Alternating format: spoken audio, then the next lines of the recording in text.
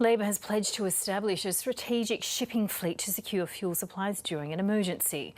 Opposition leader Bill Shorten says Australia's economic sovereignty is at risk. Amy Greenbank reports from Parliament House in Canberra. The opposition leader claims that Australia is facing a fuel supply crisis and are calling for what he's described as a national strategic reserve fleet.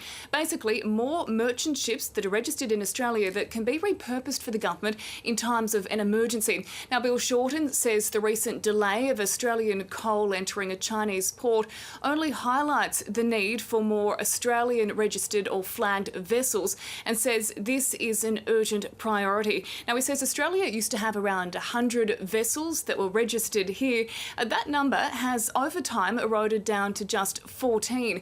And he says during a global crisis that could pose problems for the country if we ever had a situation where our shipping supply routes were cut or a country decided to limit our oil supply. He says we could run into problems and might not be able to receive essential supplies such as crude oil, aviation fuel or diesel. Now, this election plan that's been unveiled today would mean we could have up to a dozen more merchant ships or Australian registered vessels available if the government needs to repurpose them to shore up our fuel supply during times of national need. It would also provide plenty of Australian jobs.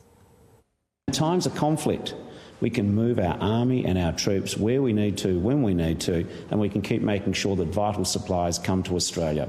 The one thing that the Chinese coal issue certainly reminds me of, and is a wake-up call for all of Australia, we can't take our sea trade for granted. And Amy, what's the government had to say in response? Well, Prime Minister Scott Morrison has rejected the notion that Australia is facing a fuel supply crisis. He says Bill Shorten is more interested in helping out the Maritime Union than national security. Well, what I find surprising about Labor's announcement today is that when they were in government, they didn't commission one naval ship.